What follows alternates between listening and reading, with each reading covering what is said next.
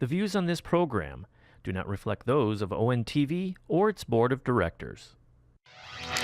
Welcome to Oaa Now, your home for Oakland Activities Association news and information. Here's your host, Sammy Terranita. Welcome to Oaa Now. I'm Sammy Terranita, blogger of the Dragons Insider, blogger of Inside the OAA, one of the hosts of Week 2 Minutes on Orion Neighborhood Television. I'd like to welcome our friends watching us hearing us on the local voice on SoundCloud and watching us on Orion Neighborhood Television. Hey! Got Ian back here. So we got a lot to talk about, of course. Stretch run. We're getting closer to the end of the year, and basketball playoffs are already set. Crazy. Where did this season go, Sammy? In a a blink, it's over. Almost over. Crazy. And then what are the odds that Clarkson beats Novi Detroit Cat Central in wrestling? I think it's slim to none. I think it's slim to none there. And then of course we got some girls basketball news to talk about. Yeah. But we got some big news coming out of Auburn Hills. Avondale football coach Ed Couturier is Wait. Had to do it. It's been a long time. I know it's been. Avondale football coach Ed Couturier is out and resigned abruptly from the program. Step down, yep. Of course, we do have a source on there, an accurate source that's on the blog at sammysemicolon@blogspot.com. Let's share the source. Where do we see it? It's on the Oakland Schools website. Yeah, the job posting is up. And that's official. And it is official now that surprising. It really Or not. was. It was surprising for me because I thought Couturier would be there long term for them. How long has he been there? He's been there about 3 years. Turned Avondale around, after struggling for a couple of years. Been around 500 for a little bit under then Coach Steve Deutsch. And then Avondale had some coaching issues. Before that, and then Couturier came on. Took over 1 week before camp started, and which is always difficult. Avondale had a really tough year then, and then he had a full off season to put his offense and stuff in, and Avondale became a playoff team for his final 2 years there at Avondale.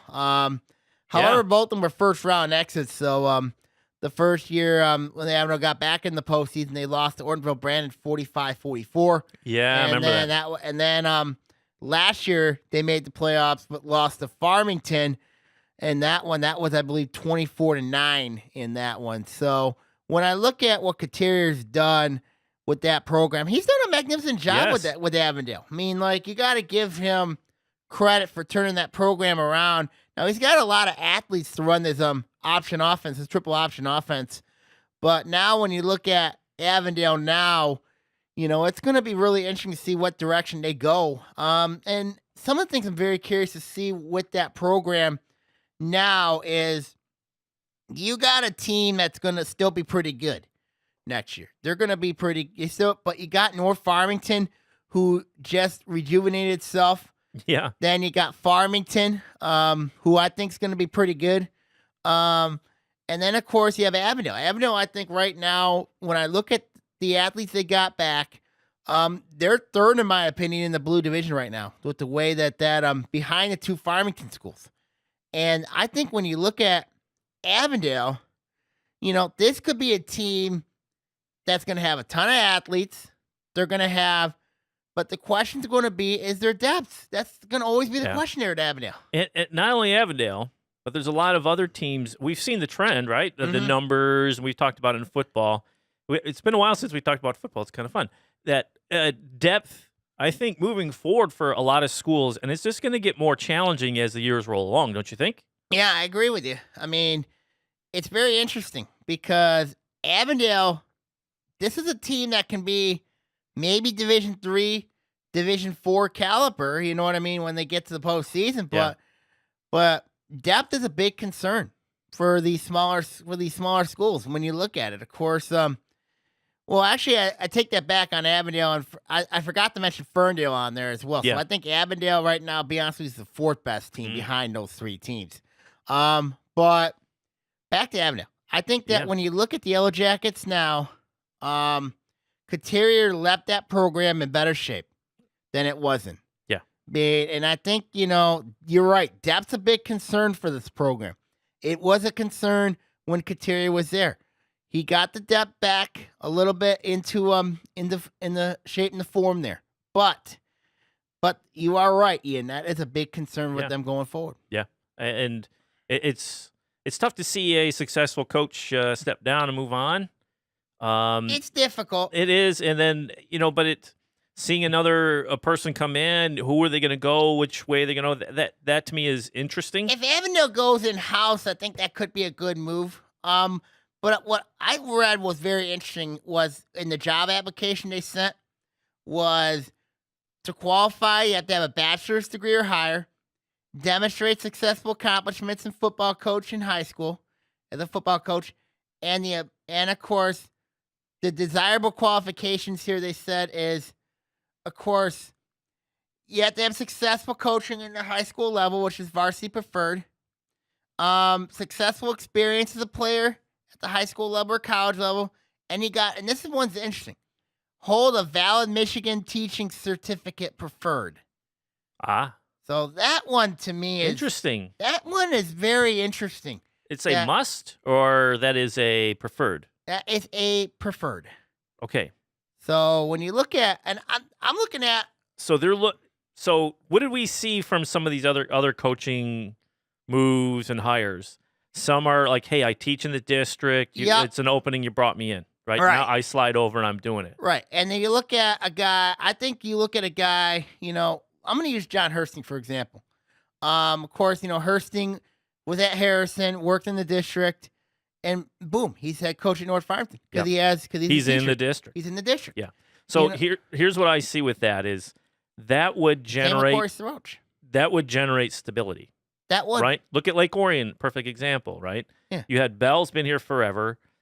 Who's the new guy? John Blackstock. Right? He's a teacher here in the district, right? Been here a long time. Right. So, and even Bell, he's an administrator. He's been here a long time. So you have stability. Yep. So I see that as it's a good thing to have there. It's going to be tough to find sometimes. But if they find the right guy or girl or whoever applicant that has that certificate and they'll bring him in as a teacher or instructor. There's some coaches there at Avondale. They'll hang around. There's some coaches there at Avondale that I know personally that I think could be really, really good. Name doesn't ring a bell in my head right now, but I know there's one guy I know that I think could fit the bill. But if Avondale were to look outside the box, if it was me looking at outside the box coaches, and I would immediately look at Bob Chiesa. Okay. Because here's a guy. Yeah, he doesn't work in your district. He doesn't work in the but he's a great football coach. He is a good football coach. He turned that North Farmington team from winless and made him into something. So that to me would be a perfect fit. Would be if he were to get the gig. The only downside of it is he doesn't have a teaching certificate. Does he or doesn't he? You never know. He may. You never know. He may. But you can see why they have that on there. Yeah. Because if you have somebody in district working at your district, it means you're there. Mm-hmm. You're in the district. You're a teacher. I think Avondale you have more of a vested interest. And I think Avondale had this happen. Remember a couple years ago they hired a coach from in the Detroit area, and then he was there maybe 2 weeks, and then he ended up getting a new job in Grand Blanc. 2 weeks. Yeah, he ended up getting a job in Grand. Getting a job in Grand Blanc, and Avondale was forced to find a. Yeah. And that's how Kateria got the gig. That's how he got the head coaching job at Avondale. Was, that and I don't think Avondale wants to go through that again. No. They don't want to go through that again. Yeah. And I can understand why. The teams that have stability doesn't necessarily breed success, but you have, I think, a better chance at it. If you have a stable coaching staff, something that's year on, year out, they're going to be there. They're going to be there for you, if you have stability. Yeah. And I can understand why Avondale wants to go this way. I can understand. And I think it's a but well, I'm looking at the calendar going, it's about that time of year where we're starting to have these things happen on the football Right, field, right? but you still got track and field going. You still got we still got spring sports still. Well, that's true, but I'm saying that the coaching changes and things they start happening about this They time start of year. happening at this time of year. Yes. When you look at, of course, the 2 jobs in the OAA that are available besides this one now, you got Pontiac as well. When you look at Avondale, you know what I mean. You got kids, who can compete, work hard, And Avondale's bringing in the academies too, right? I mean, they did at least for track. I know they did for track, but I don't know if they do it for football. You don't think so? I don't know if they do it for football. I would say if they have a partnership for one, they're doing it for all. Maybe, I don't know. But That was surprising, and this kind of a bridge over into track because we saw it at the regionals, and Avondale was there with some runners, and we're like, who are these guys? And you could tell they were up and comers. They weren't ready for prime time, as they say, but they were there, and we were chatting them up, going, "Hey, what's going on?" I said, "So, well, I go to the academy, she's not an Avondale proper student." Said, but we do have an agreement to do athletics through the high school. It's a co-op program. That's Yes. what it is. It's very similar what Ferndale University goes Yep. through. I said, I think it's a good idea. I mean, it gives kids a chance to participate in sports, and if your does. numbers are down, you can team up like the United teams you see in hockey because maybe you don't have the resources in one, and you can Well, it's the same pair thing. 'em up. You got Rochester United, you have Troy United, Yes. Bloomfield Hills United. Very interesting. Yeah. Very interesting concept. It's the crazy. The wild thing is that at least there's some creativity going on to get kids involved in the athletics, right? To say, there's a way to compete if you'd like to compete. There is a way to compete, yes. Yeah, and I think that's good. And then, like, for football, I'm interested to see if there's any football teams that are doing that concept, well, besides Ferndale with the co-op program, Yeah. you know what I mean? So I'm assuming Avondale's in the same boat. Maybe. It'll be very interesting, especially when Yeah. you look at these teams in the blue division. I mean, Ferndale with what they do. Curious to see what other schools do, like Pontiac. You know what I mean? That's another one I'm curious to see. I mean, Yep. because I know Royal Oak does not. I know A lot of the teams up here in the north side don't. no, a lot of teams in the north side don't. A lot of teams in middle part of the county do not. But it'd be very interesting to see. I mean, but We'll keep an eye on to see if they find somebody, and you'll know within what. I'll at know least the 2 within months. at least 2 months. We'll find out. Because See, spring ball starts picking right? up. Because spring ball picks up. You know what I mean. I'm very curious to see what direction Avondale goes with their head coach. I mean, we'll see what happens going forward. Absolutely. We'll see what happens there. Keeping an eye on the Avondale football coaching situation. Let's take a break. Let's take a break here, and we're gonna preview the basketball matchups. Big one. Oh yeah, exciting. Big one over at Pontiac between Oxford Pontiac here on Oaa Now.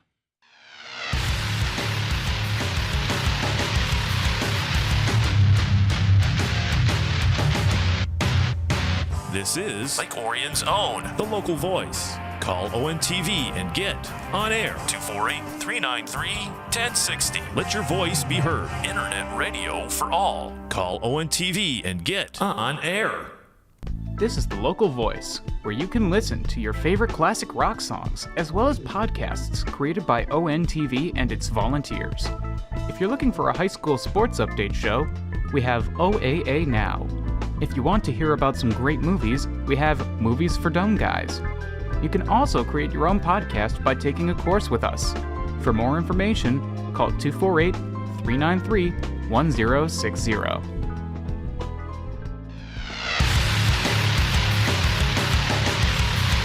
Welcome back to Oaa Now here on Sammy Termina here with Ian here. Hey. We got a lot to talk about. Big game. We got big games coming up here, especially in the blue division where there's 2 teams that are 17-1 and they play each other tonight we're filming this on Tuesday in Cy Green Gym. Yep. Legendary Cy Green Gym in Pontiac. Have you been in Cy Green Gym? No, I have not. Oh, I've been by it. I've never been in. It's a legendary, beautiful gym there in Pontiac. You got Oxford taking on Pontiac. Pontiac, 10 seniors on their team. Coach Josh Schroeder's done a masterful job with that team. Oxford coming in at 17-1. Coach Steve Laidlaw's done a really nice job with that team. That may be Oxford's best team in school history. Do they have a Coach of the Year award? Yes, they do. Who would get it between the two? If I had to choose, sorry, Steve Laidlaw, I got to give it to Josh Schroeder because what he's done with that Pontiac team. Who saw this coming? Anybody? No one. It's a fantastic story. Well, when you look at it here, tail of tape between Oxford and Pontiac. Yes. Oxford knocked off Lake Orion. Pontiac knocked off Clarkson. Yes. So there's your two red opponents they knocked off. Yeah. Pontiac's knocked off Ferndale twice. Oxford's knocked off Ferndale once. Yes. So Oxford's beaten Pontiac early in the year. However, Oxford lost to Ferndale. Yes. At home. Yes. But the Clarkston Pontiac game, that was a tight one on the road. And then they pulled it out in the fourth quarter. Yes. Clarkson fell apart in the fourth quarter in that game. Or Pontiac and Oxford. Pontiac and Oxford, yeah, that was a tight game. That was very tight between those two teams. It was tight enough that you can say, well, it was the home court advantage. Crowd got them that last little bit. And now you got Pontiac fans hyping this game up. Oxford fans hyping this game up. Not only Oxford fans hyping it, they got a fan bus going down. They got a fan bus going there, going like, that's fantastic. I'm asking them, what are you doing? Because that's great. I'm going like, what are you doing? Because Oxford is not a far drive for Pontiac. You know, all you got to do is just take M24 down. I know, but dude, this is huge. I mean, think about it. When's the last time Oxford was battling? This is great. These are the stories. These are the games that you hope for, you dream of, for the players to play in, the fans to cheer them on. I mean, this is great stuff. And it's great for both communities. And what happens? Whoever wins is going to win the blue title. They take the championship. Well, here's the thing. If you're the losing team and you finish 18-2, you're not winning. You're not winning a league title. Crazy. So that's insane. Yeah, that's sucking on a lemon there. I mean, that's insane. I mean, in my rankings this week, I got Oxford 3, Pontiac 4. Ooh. You know, and so you picked your winner already? No, I have not picked the winner. But I do have a winner in mind. I think I know who's going to win tonight. Okay, we'll get there. But when you look at the you're right, dude. It's crazy to think you're rolling through this season. Yeah, we're having a historic season. Oh my, you may not win the division. Somebody's not taking home the hardware. Taking home hardware. And there's no trophy for second place. No. There's a big pat on the back and say, "Nice job." No. And if you look at the tail of the tape, a bag full of lemons. You look at the tail of the tape. You know what I mean? I'm looking at it from a different perspective here. Sure. Whoever wins the when I look at the matchup on paper. Yes. A lot of it favors Pontiac. Yes. Because of their athletes. You know, you look at the Cole brothers. You look at Dominic Stovall. You know, the guard play, I would have to give an edge to Oxford there. Guard play, yeah. But if you look at that matchup between Oxford and Pontiac, it was really, really tight, really, really close. Yes. I could just imagine both communities are going to be coming out. Oh. I mean, this might, I don't know if it will ever rival the days of Pontiac Northern, Pontiac Central, but it could be close if Pontiac can go in there and at home and beat Oxford. That would be insane. That is going to be a sweat box waiting to go crazy. Can't you see it? I can just see it in my head. Every possession's going to be huge. The crowd's going to be nuts. Yeah, I mean, it's going to be standing room only. Can you imagine Pontiac's got a side green gym, it's a small gym. Yeah. How many Oxford Better get fans, there early. I know how many Oxford fans will be there? How many can you get in? I mean, I don't know. I mean, it's going to be And I know it's not being televised, so this is it. You want to see this classic matchup, you better go. Yeah, you better go. You know what I mean? Oh, unless OCTV can somehow find a way to make a deal with somebody, but I doubt that'll happen. Yeah, OCTV doesn't usually do road games. They have done one, I know that. They went to Troy once. Did they really? They okay. did go to Troy once. Oh boy. Yeah, this is the game. This is the game. This is the game. And when I look at the matchup here, when we're looking at the future of both teams, you know, Oxford's got a very tough district coming up. Yes. Pontiac, on the other, they got a tough district as well. But Pontiac has, in my opinion, got a really good draw. Yeah, they got to go through the Pontiac Notre Dame Preparatory in the first round. They have to go through them. But, no one, Birdman, Detroit Country Day, and Bloomfield, Cranbrook, Kingswood on the other side of the bracket. You're only going to face one of them. Yeah. That could be that could be a good experience for them. Mm-hmm. I think Pontiac's got a shot to win their district. And they're loaded with seniors. They're loaded with seniors. And they got something to play for. Even though that's at Detroit Country Day, but I don't think Country Day's been that good this year. And Cranbrook Kingswood's not a bad team, but I don't think they played the competition like maybe it's like Pontiac has. Okay. Oxford, on the other hand, they got the nice part of the draw in their district at Lake Orion, but they got to go through Romeo. Romeo's a team that... Romeo's tricky. They're tricky. Year in and year out, I don't care what their personnel is, Romeo comes to play. Yeah, they they're always tricky. do. So Oxford better be careful there. And then you got Waterford Kettering, a team Oxford beat and dominated back in December. I mean, but then, of course, you're going to have to go through that gauntlet possibly. Yeah. On the other side, you have Adams, Clarkson, Lake Orion all on that other side. That's brutal. That's a bruiser. That's brutal. I mean, but when you look at the matchups here, the advantages here, I think Pontiac's got an advantage inside because when you look at the matchup, I don't know how Michael Raish matches up with one of the Cole brothers or Dominic Stoll. I don't know. Okay. But Trey Townsend could be an X factor here in this matchup. He could be for them, for Oxford. He could be. But if Cole goes off for Pontiac and he gets help, Oxford could be in some trouble.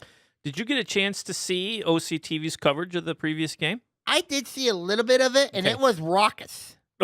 Yeah, it was a good game. It was a really good game. It wasn't a high-scoring affair, was No, it? 49-46. Yeah, so very close. Mm-hmm.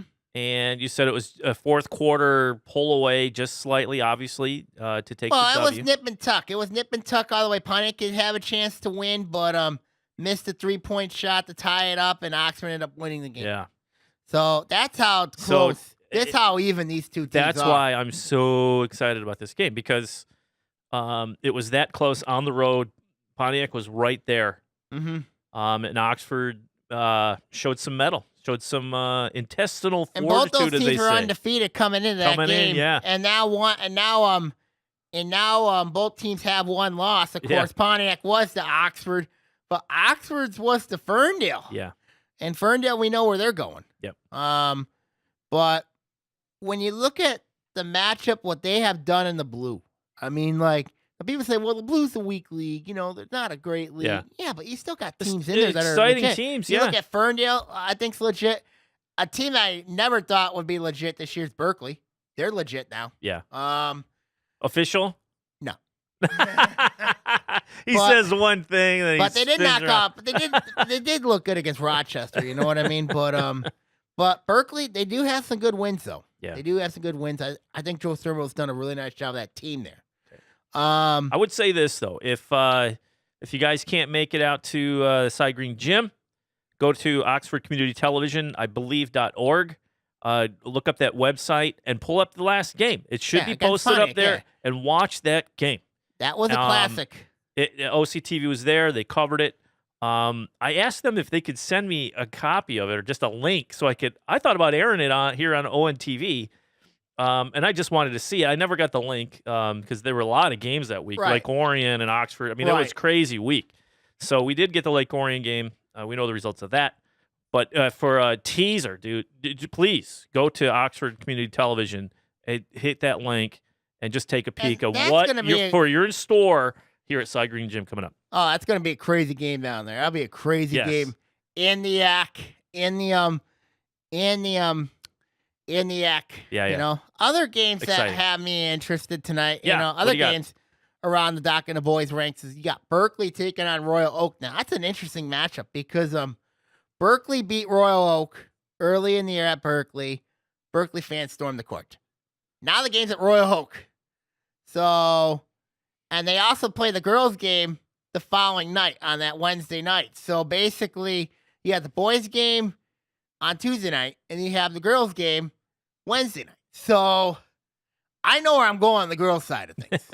But boys, this could be a classic barn burner between the Bears and the Ravens. Yeah.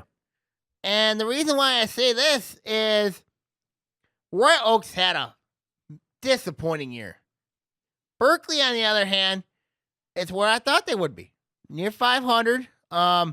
Actually getting better each day. They could be a dark horse team in their district. Ooh. That's how Predictions? I'm saying. Berkeley could be a dark horse team in the district, because I think when you look at Berkeley, they are a dangerous team. They're a team and these two teams play each other next week in the district round. Ooh. So Little preview of postseason. the postseason show. So when I look at it here, could you imagine Berkeley could be in the district final? Wow. I mean, because you have Groves, you have Birmingham Brother Rice on the other side, and you have Birmingham Seal. You have Birmingham Brother Rice taking on Groves. That's the first game. And that winner's taking on Seal. Then you have Berkeley Royal Oak. Where will they be playing at? Groves. Okay. They'd be playing at Groves. And we know Groves' gym Groves' gym pretty much, if you ever go into Groves' gym, the basketball court's like in the middle, the main court's in the middle court. Okay. And the bleachers are usually like pulled, they have like one set of bleachers here, the other set of bleachers here. It's just an odd setup? It's an odd setup. I mean, it's a really odd setup. But Berkeley Royal Oak, that's another game that has me interested. That's another one. Another one that has me interested is West Bloomfield, North Farmington. That's going to be a game where I think that could be a really tight game. I think that's going to be, because West Bloomfield, Donovan Moore's back. He's healthy. West Bloomfield's 0-8 without him. Ooh. Now he's back. They're 2-0 with him in the lineup, taking on a North Farmington team that's really been just played 3 games in 5 days. Now they got another stretch where they're playing 3 games in 4 days. So when I look at North Farmington, now that game's at West Bloomfield, so not necessarily a big court, but North Farmington, I think, has got a big problem on big courts. I mean, they played at Clarkson early in the year. Yeah. Lost 49-31. And then they just played Lake Orion recently, lost 52-37. So, and their district, they got to go to Novi. Novi's a big court. Gym, yeah. Big gym, Huge. too. So I don't know if it's North Farmington's defense has been a problem playing in big gyms, or I don't know what it is with North Farmington in big gyms. Well, big gyms give you different sightlines, right? Mm-hmm. Some of these gyms, I was watching some highlights over the weekend, and you see some of the gyms where the back wall behind the backboards are just, 6 feet off the line, right? I mean, they're right there. So you have these backdrops for, sight lines and judging distance and that sort of thing. We were talking before the pre-show that, you see stuff like when basketball teams start playing in domes, how hard plays in a dome. How hard it was for teams to adjust to the dome situation because there's no background, right? It's just void. And that you saw those teams adjust by playing special events in domes and that sort of thing because that's what was coming. And, eventually you adjust, but it takes a little while. And if you're not used to having that wall right there behind your backboard, it can throw you off. Yeah, even when you have to go to places in Detroit, like Detroit Renaissance, Troy Cass Tech, they don't have the they basically have the basket basically sort of like Piston games. Yes, yeah. There's nothing behind. Nothing behind them. Yeah. So to me that's very intriguing. And I think this is a problem that some of these teams face, including a team like North Farmington, who's accustomed to playing on a small gym, especially using their trap to their advantage. You know what I mean? Their full court 2-2-1 trap to their advantage. And, because of the lack of space. And I think when you're on a big gym, it kind of neutralizes that effect. You think so? The courts are all the same size. Remember the movie Hoosiers? Yeah. Measuring the rim? Of course. Up on his shoulders there, Bobby. What's the height of the gym rim to the floor? 10 feet. Right. But still, I mean, everything's the same. But I see what you're going. I mean, I can see what you're saying. I mean, It could be it's between the ears. Some teams just play better at home. I mean, they're used to that small box. they're used to it, you know. And if you go to Bloomfield Hills' gym, they have the glass ceilings. They have the glass windows. I have not been there. They have the glass windows on the I believe in the north side of their gym, and then Really? it's Interesting. That's an interesting setup over there at Bloomfield Hills. But So on nice days, do they roll back the roof? no, but it's very Get some sunlight it's in a there? very interesting scenery there. Yeah. Very interesting But scenery. yeah, that's the nature of the game, right? You have to be able to win in different environments, right. You have, different situations. Right. But so Hey, if you want to get to the Breslin Center, what are you going to get up there? I know. Big gym. Big gym, yeah. But still, that's a little very odd sidebar heading into the districts. You know what I mean? So when you look at the games, let's go Berkeley Royal Oak. Who do you got winning that one? Oh gosh, I don't know. Berkeley. You got Berkeley? Sure. Yeah, I'm gonna. You know what? I'm gonna take Berkeley in this one. I think Berkeley too much experience. The win against Royal Oak is huge for them. Early in the year when they stormed the court, I know Royal Oak's gonna have a lot of motivation, particularly because I know they want to storm the court against Berkeley. Storming the court's fun. To return the favor for what happened. Yes. But I just think I don't know where the Bears mindset, the Ravens mindset are at after what happened. I'm not sure what Aaron Smith's been doing with that team, but I just think that I've been really disappointed in Royal Oak this year. I thought they would do better, but they have not performed the expectation that I thought they would be this year. Now they have a chance to make amends a bit in districts, but I don't think they're going to knock off Berkeley here. I'd be surprised if they do knock off Berkeley, but you never know. Yeah. Let's go North Farmington, West Bloomfield. Who do you got in that one? Where's that one? That's at West Bloomfield. I'll go with the home team. You're going to go West Bloomfield? Yeah. I'm going to go with the Lakers as well. I think Donovan Moore makes a huge difference in that game. Be very interesting to see what happens there. But I got the Lakers winning that one. It's going to be closer than the experts think, but I think it's going to be West Bloomfield because I think Donovan Moore makes a huge difference there. Okay. And then, of course, the big one tonight, Oxford Pontiac. Who do you got? Jeez. Who do you got and why? I'm going to call Revenge Tour Pontiac. You got I Pontiac. got Pontiac. They're at home. The seniors are playing for a championship. I think it's seniors now where Pontiac too. It'd have to be, right? Yep. Seniors are going for a championship. I'm going to go with the Phoenix. I'm going to go Pontiac in this one as well because here's why. I think that, and I talked to my co-host between Terminus, Anthony Termin, about this one. Anthony's going with Oxford tonight. Oh, He's going with Oxford. okay. But I got Pontiac and the reason why I think being at home is very important for them. Being at home helps here. Yeah, oh, yeah. I think at the end of the day, it's going to come down to can Pontiac's guards shoot the ball? And I think they can. And I think it could be version Pontiac Northern 2.0. Pontiac Northern, Pontiac Central 2.0. Wow. That's how And I what- think it wouldn't surprise me if it is like a 5-point game or a 10-point game. I'd be shocked if it was a 15 or 20-point game. Yes, I was going to I'd say. be really yes. shocked if it I would agree be. with you. I think it's going to be within 5 to 10 points max. Now I talked to my So what did Anthony say? Anthony what's said his, Oxford because of the experience factor and also the Oxford's been here before. They played in a lot of big games. And the difference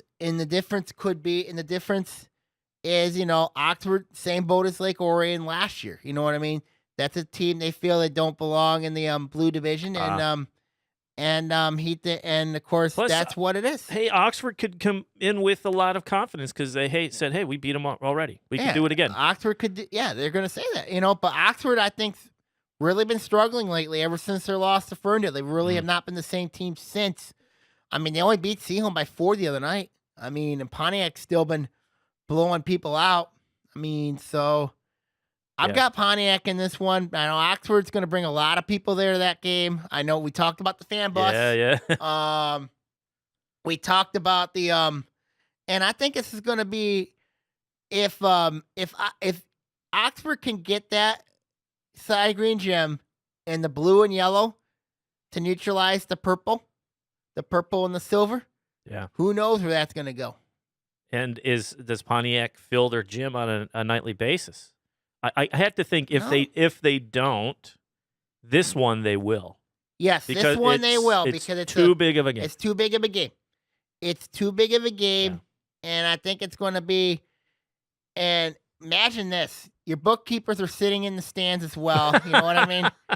Which Your bookkeepers. Yeah, because like where they put the scores table at. Oh, you know? okay. I thought it's like you're like bookies. Where they put the scores table at. There's no gambling. I think at the end of the day, They're in the stands because it's that tight. Yeah, it's that small. Wow. But I think at the end of the day here, I've got to go with Pontiac because of the because being at home, it's an important thing. Yeah, and we've seen them. Home teams. Like football. It's like you at least get 3 points at football at home, right? Mm-hmm. Basketball can go. That's what I like about basketball because you never know. You could have a hot shooting team, and then all of a sudden they could go cold. It could just you never know the variables in the basketball game. Right, but I think whoever has a strong start game is going to win the game. Correct, because once you get settled in, they're going to clamp down. Right. I mean, it's going to be they're so close unless something crazy happens. It's who adjusts to the atmosphere, and that's going to be a tough atmosphere. And I hope. We talked about refereeing and all that kind of stuff. I just hope it's neutral. We don't even know that the referees were there. That makes for a great basketball environment. Yes, it does. And we'll see what happens. Yeah, man. We'll see what happens. All right, let's take a break here. We got to address some controversial issues here in the girls' basketball segment here on Oaa Now.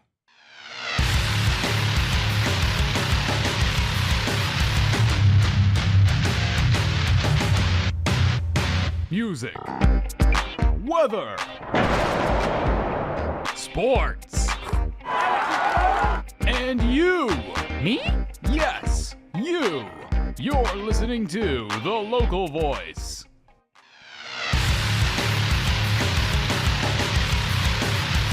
Welcome back to Oaa Now. Here I'm Sammy Termina here with Ian Locker. Hey. Let's go from boys basketball to girls basketball. Of course, a lot of it, we're getting really close to the end of the year as well for the girls' side of things. But some controversy, of course, we need to address.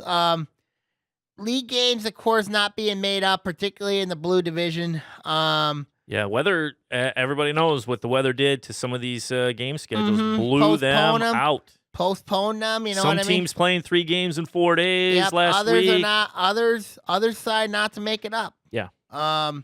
So when you look at, of course, that's across the board, right, Sam? I mean, it's been across the board, but especially in the blue division. Yeah. You know what I mean? Where it piled up for some reason in the blue. Yeah, I mean, but here's the thing, though. But some of these games are not being made up, which is a issue that has bothered me. I think if you are in league, you have to make these games up. Yeah, you got to make them up because it matters so much in the league standings. And in the blue, where are we looking at? It's not like a runaway. In the blue, it's Rochester, Berkeley. Berkeley right now sits in second place. Seaholm right now, I would say, is out of it right now. But then you have Ferndale, Oak Park, Hazel Park. Hazel Park, we know where they've been. Yeah. And not good. Oak Park only played, to my knowledge, only 13 games this year. What? Yeah, only 13 games. Because of the cancellations. Wow. And it comes down to scheduling for them. But that's like a week and a half's worth of games missed. I know. But also it comes down to scheduling when it comes on their part. Yeah. But Ferndale, of course, I mean, everybody's missed games. Yeah, everybody's missed games around the league, you know. I mean, heck, it was, what's the tally? Snow days over the last 2 months. We made Miami about 7-8 days. It's been 10 days. It's been nearly 10 days. It's 10 or more. Yeah. So they're making them up now. You know what I mean? And I know several of these teams are playing 3 games in 5 days. Yeah. When you look at I'm not going to name certain teams, but I know who they are. But I think when you look at it here from playing these type of games late in the year, there's some questions here you got to answer. Yeah. Do you play them? Do you play them? And do you sometimes play league games early in the year? Well, that's even a better question. The question I have is, who's going to make this decision? Is it the individual schools say, nope, not doing it? And can they even do that?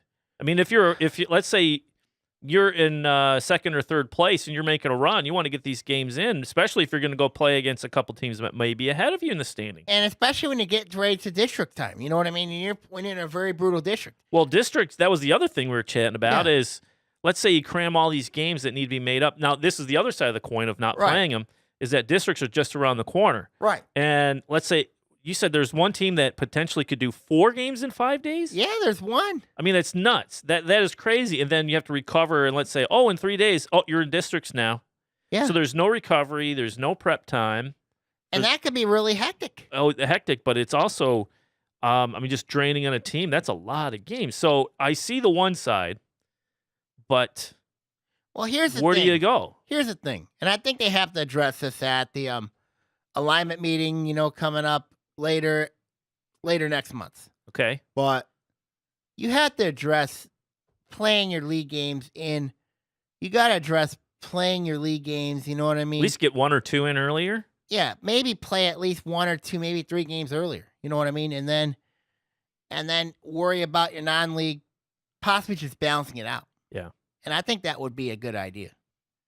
Because who do we see? There's some teams that, like you said, it was Clarkston, Flint, Carmen, Ainsworth, or whatever. Carmen, that's boys. Yeah, but it's a similar situation. They didn't play, but they said, "Hey, it's not. It doesn't mean anything. It's a throwaway game. We're not doing it. We're not going to do it." That makes sense, right? So, and they have it at the back end of the season. And they have back end of the season. I see that as a way to bolster your argument because it doesn't mean anything. It doesn't mean anything. Yeah, but the thing that bothers me is the league games. You know what I mean? Yeah. The league games. You have to make your league games up if you're going to and I think that's been a huge problem, particularly in the blue division. When you look at, of course, several of these teams are out of the mix, and they decide, you know what? Let's don't play this game. Let's don't play it. You know what I mean? Let's don't play it. There has to be some repercussions because of this. There has to be. Well, if it's close between someone taking the title or not, you should play. I think you should play. Because unless would you say like the coaches would have to get together with the league chairman or whatever and sit there and go, okay, I would think we're not doing this. I would think this. I would get both ADs, make sure you agree to a date, and make sure you agree to the date that you would play and play it. Now there's been some ADs and some schools that say, we don't know when we're gonna make. We don't know when we can make this up, We don't know. I mean, like, you have a certain amount of days, And gym time is hard to get. Yeah, because there's other things going on. Right, there's other things going on. So, Yeah. And I can understand why some of these teams don't want to play. So is that the process? You get the ADs together, all of them in whoever's in that division, and say, hey, let's make a decision on this? Yeah, I think that's the process, Okay. But also, but you got to also make sure that everybody's on the same page here, when you make up these games. You have to make these games up, especially if you're in the league. If you're in a league, I'm going to use, and I think the weather's been a huge problem for all these teams. And if you play your league games early, you know what I mean? Play like one set of your league games early on. And then when did the season really kick off? I mean, early December or mid-December, or I'm just going based on our coverage here to win TV. Yeah, basically, we usually early December. We do 1 or 2 games before the Christmas break, right? Right. And then they do the tournaments and they do all these other things. Right. So if you throw a league game in during winter break, I could see some complaints. I could. because the fans aren't around. They're big. League games are important, Right. right? Tournaments are okay. Right. They're seasonings, so you can get into your league and Right. go for a title. Yeah. And then of course there's another debate topic here. Uh-oh. And I think this will be really interesting. You remember other leagues, they have a conference tournament. Do they? Yeah, the Macomb area conference, they They do have a tournament? Yep. They have the Lakes Valley tournament. I didn't know that. Yep, there's the Lakes Valley tournament. I wonder if the OA would ever think about possibly doing a conference tournament. I think it'd be really interesting. So the question is it the number of teams available that allow it to do a conference tournament? Because how many games does it take to get to the finals? Like, who would qualify? Top two in each division? In the Lakes Valley, you have 8 seeds in the Lakes Valley. Okay. Basically, and then because they've been hemorrhaging teams for the last several years. So it's like, who's left? Right. Yeah. So if you have 8 seeds, you figure when I you know take the top KLA, 2, they do their own tournament too. Do they? Yeah, KLA they have a tournament too. You could do that way, and then you have a consolation bracket. You know what I mean, and all that. So that would be really interesting. That's at least a couple games, and you'd play them over a 2-day period or something, or a Friday, Saturday type thing. That would be do you ever see the OA doing it? I don't know. I mean, would you cut back on league games? Would you you'd play everybody once? You would. I think if you would do this, and I think it would be an interesting argument, would be 21 teams. You would have to divide the leagues up. You would have to divide them probably a 6-6, 5-5 format. Okay. Play each other once, and then you have the tournament. Play each other once, and then maybe. Then everybody gets in. And then you have a conference tournament, you know what I mean, and basically go from there. I'd have to see how they run it in the other leagues. I think it would be really interesting. That'd be a good idea to look at. And then you could have it like at OU. You could have it someplace down at Wayne or something. That'd be kind of. I don't think it'll be at Wayne. I think it would. OU. I think OU would be a perfect venue. It would be a perfect venue to run maybe both boys and girls basketball tournaments, conference tournaments. I think that'd be a great idea. Now, do I think it would happen? I don't know. But I think it'd be a great idea. Have it at the Palace. Nothing else going on there. Well, unless somebody buys it. Yeah. I mean, who knows? Just sitting there. I know it's collecting dust. I know it's sitting there. It's unfortunate. It's unfortunate. I don't know. That's intriguing, Sammy. I don't know if. Hey, I think you need to reach out to some coaches or ADs and see. Has that ever come up? Has there been a thought of that, and why or why not? I think that would be a great follow-up to close out the basketball season. I think that'd be a very interesting question. It'd be a very interesting question because it will get the teams ready for districts. Yeah. It would get. I think it would cut back on the non-conference scheduling. But also, I think it would also help out several teams. I think that'll be a very interesting concept. It gives you that tournament atmosphere, just like on the college ranks. And the OA did have a tournament, back in a couple of years ago. They stopped doing it, I believe, in 2004. I believe they stopped doing it, and then there's a reason why they stopped. I know there is. Did the league get too big, or? Well, I think the league did get too big, but now we're at 21 schools. Who knows? I mean, who knows? Yeah, we're losing 2 more, right? Harrison and. I'm counting the future. The future. Okay, yeah. okay. I'm looking at the future. All right. I know we're limiting 2 schools. You know, Hazel Park's going to the MAC, and Harrison's closing. Harrison's done. So that's gonna be that'll be an idea. It's an idea. Yeah, I never even thought of that. Girls basketball side of things. Yes. Big injury occurred. Royal Oak. Jessica Adams is looks like she suffered an injury according to my sources. Injured against Stony Creek. I wonder how that would impact Royal Oak, particularly in their quest that they want to get to if they want to go have a deep playoff run. And I think that's a huge loss for Royal Oak if Jessica Adams is out for a long extended period of time. And I think, and of course the injury, pretty gruesome, what I heard. Oh, no.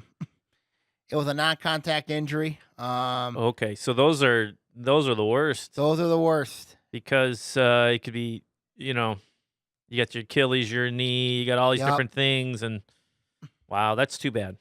But now you have Royal Oak, you know what I mean? Like, they're going to have to step their game up, particularly against a team like Birmingham Marion, when they're going to have to deal with in their district. They got an experienced team, Anytime you have an experienced team, you got Samantha Potter there, Nia Conley there. Emergence of a star player in the making over there, and I believe it's Sarah Strongholm, I believe the name is, but I know I have it up there on my blog. But Royal Oak, they're going to have to overcome some things, you know what I mean, if they want to, if they're going to do some damage. Yeah. And what are we looking at? Any big games last week? I know we previewed a couple. And the girls? Yeah. There's a couple of them. What were the results? I'm curious. How are the standings? Anything shift? Anything earth? Well, Southfield right now still sits at top of the red right still now. Rolling. Royal Oak game back. Now Bloomfield Hills, they're starting to roll a little Make bit. some noise, but, yeah. They're starting to make some noise a little bit. Clarkson's been playing better. Yeah. Stony Creek's been up and down. Kind of got an interesting song to describe their season. You want to take a look at that. The white West Bloomfield looks shaky a little bit.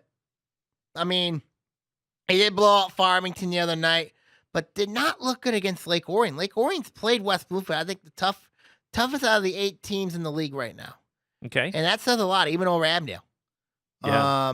Avondale right now sits second place. They did knock off Troy. I was really disappointed in Troy against Avondale. Troy took out their anger and beat Adams.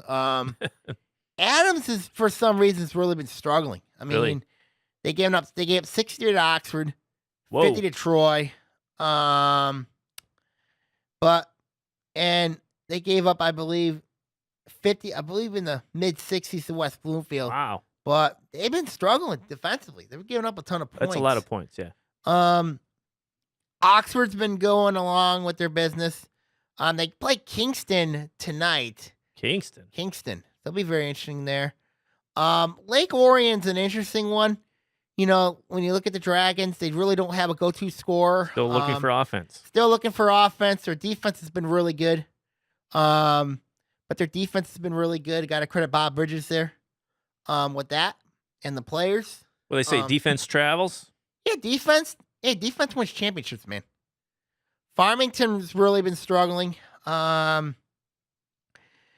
Troy Athens, they're starting to get their act together a little bit. Troy Athens has won 2 straight. Okay. Be very interesting when they play Lake Orion Tuesday night. It'll be very interesting to see how they do in that matchup. It's a home game for them, so we'll see what happens there. Blue, it's still Rochester and Berkeley. Seaholm right now, middle of the pack there. Pontiac right there. But it's going to come down to that game between Rochester and Berkeley that's going to decide the blue.